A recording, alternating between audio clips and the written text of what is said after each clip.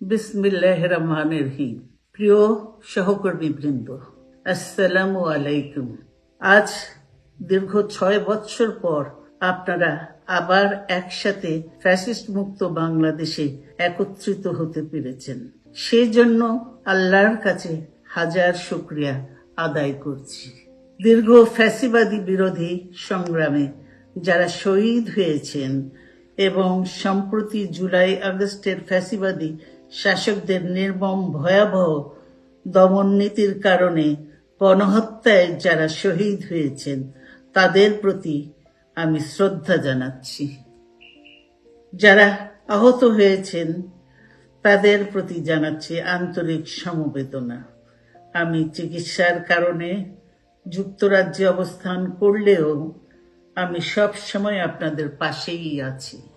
দীর্ঘ 15 বছর গণতন্ত্রের জন্য, আমার মুক্তির জন্য আপনারা যে নিরন্তর সংগ্রাম করেছেন এবং আমাদের অসংখ্য সহকর্মী প্রাণ দিয়েছেন, জুলুম নির্যাতনের শিকার হয়েছেন এবং প্রায় 1.25 লক্ষ মিথ্যা মামলায় জর্জরিত হয়েছে, এখনো আদালতের বারান্দায় ন্যায় বিচারের জন্য ঘুরে বেড়াচ্ছেন।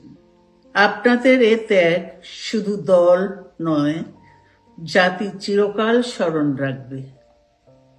দেশ আজ এক সংকটময় সময় অতিক্রম করছে।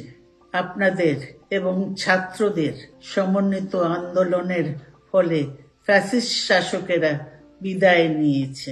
একটা অন্তর্বর্তীকালীন সরকার গঠিত হয়েছে।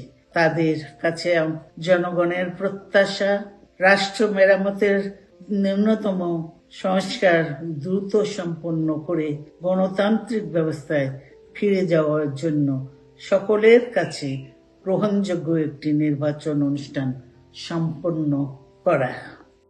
আমার অবর্তমানে দলের ভারপ্রাপ্ত চেয়ারম্যান, সিনিয়র নেতৃবৃন্দ এবং আপনাদের সকলকে সাথে সঙ্গে নিয়ে নিরন্তর কাজ করে দলকে সুসংহত করেছেন। আমি আপনাদের ধন্যবাদ জানাচ্ছি। আমি বিশ্বাস করি আপনারা শহীদ প্রেসিডেন্ট জিয়াউর রহমানের আদর্শে আরো উজ্জীবিত হয়ে আগামী নির্বাচনে সাফল্যের জন্য ঐক্যবদ্ধভাবে কাজ করবেন।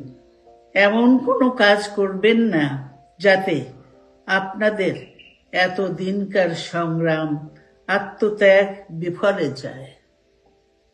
আমাদের সব সময় শহীদ প্রেসিডেন্ট জিয়াউর রহমানের সেই উক্তি মনে রাখা দরকার, ব্যক্তির চেয়ে দল বড়, দলের চেয়ে দেশ।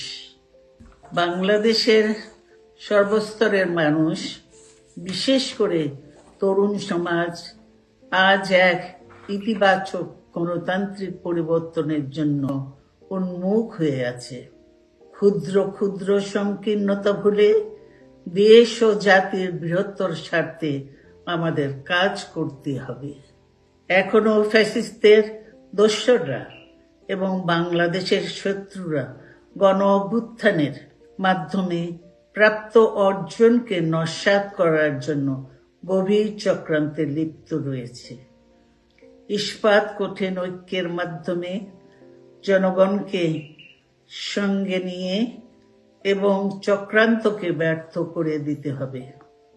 গণতান্ত্রিক বাংলাদেশ বিনির্মাণের জন্য আমাদের সকলকে একযোগে কাজ করতে হবে। আসুন আমরা আগামী দিনগুলোতে শহীদ জিয়াউর রহমানের স্বপ্নের আধুনিক, সমৃদ্ধ ও গণতান্ত্রিক বাংলাদেশ বিনির্মাণের জন্য আমাদের সর্বশক্তি নিয়োগ করি এবং এত ত্যাগের বিনিময়ে প্রাপ্ত এ অর্জনকে সুসংগত এবং ঐক্যকে আরো বেগবান করি। আমি যুক্তরাজ্য থেকে অসুস্থ অবস্থায় আপনাদের আহ্বান জানাতে চাই।